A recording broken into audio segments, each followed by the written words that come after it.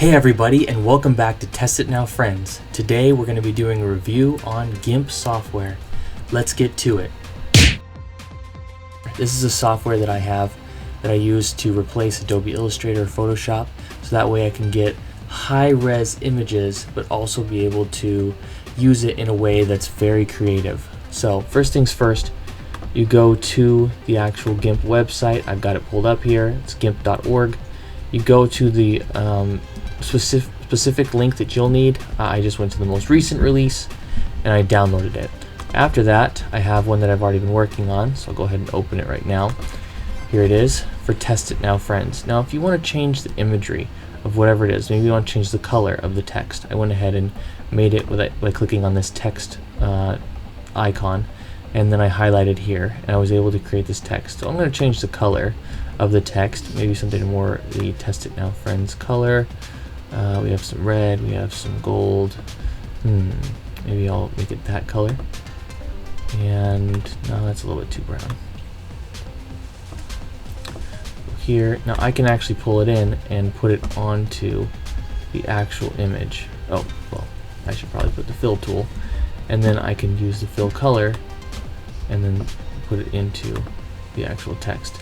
Now what's important is every time you try and fill something that you've been working on, it will just increase or decrease opacity. So if I double click on it again, it'll just increase more opacity each time.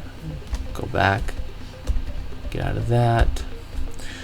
If I wanted to change the actual text, I would just go to the color here and choose it, and then I would fill it in. So maybe I can do that.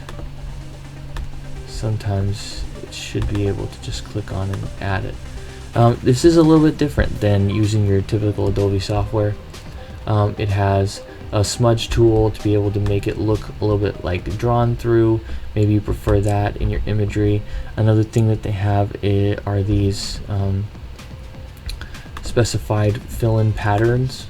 So let's say, for example, I wanted to fill in the page. So I need to make, we'll just make a selection tool. Their selection tool is like a square box. So here I click on that, I can make my own box. I can take my fill tool and I can pattern fill inside, or maybe color fill. Interesting. Well, you should be able to fill it in. I'm still working on the technical parts of trying to figure this out, but what I will say is this. It is really a simple software. I went ahead and made another image not too long ago. You can do that by creating a new image here, 19 by 20. You can choose a template. Maybe you prefer a different type, maybe for web banner or a higher res image. So in here, I can definitely just fill in. Then I can go to my text box. I can create one that's this big. I'll go ahead and type in my words. Test it now, friends. I can change the actual size of the image or whatever it is I'm working on. Actually, I'll go here, I'll push enter, select all of them, and I can change the size. I'll make it 250, a little too big, 25. That's a little better, and you can also increase the size of the text box, but they're different than what you typically used to. Usually you'd grab these corners and you expand, but now you can actually grab from the edges or the sides. You can center the text. You can, I probably should spell friends correctly. You can edit the text. You can add in different features. Again, going back to maybe I would like to fill in the actual background with a pattern. So I go to, is this wood? Yeah. So as long as I have something to fill in with, it'll be able to add to the text, if I can get it to the text. Yep, see there? And you can kind of see lightly faded what I've written before, but if I was to continue to click on it, it would just be more color. Now this is interesting, cage transformation. What this will allow me to do is, if I click on just every single corner, and then I make it so that way it's kind of like a different shape. It'll actually warp it to exactly whatever the actual shape is. So if I just, lightly move this, for example, it'll start warping the text exactly to what it is. So let me go back here, and we'll try it again here, here, here, here, and connected. Now I'll have kind of that bent look, if you will. By just turning it a little bit more in, it will move this actual text to make it look more like a curve. It's very unique. I thought that was a very cool look when I was working on another banner.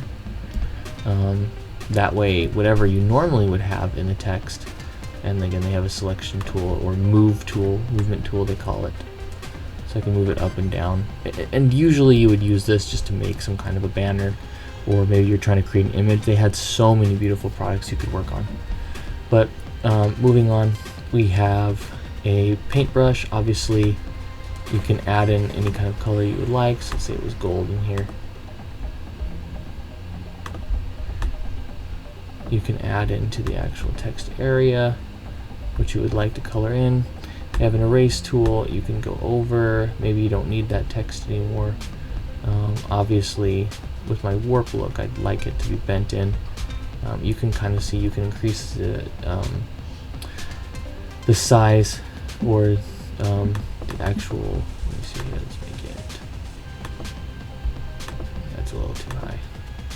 And again, you just move it across, it'll start erasing everything. It's awesome. Very quick, very easy to get used to, very simple to use. And now, you know, maybe I give that kind of fog look to test it now, friends. Oh my goodness, I still have 2 S's. That is hilarious. So this right here, this text, you can go back and edit it.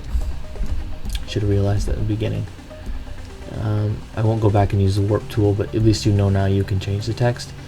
You can fuzzy selection. So for example, maybe I like this to be a little bit different. I can change it around, maybe just this letter.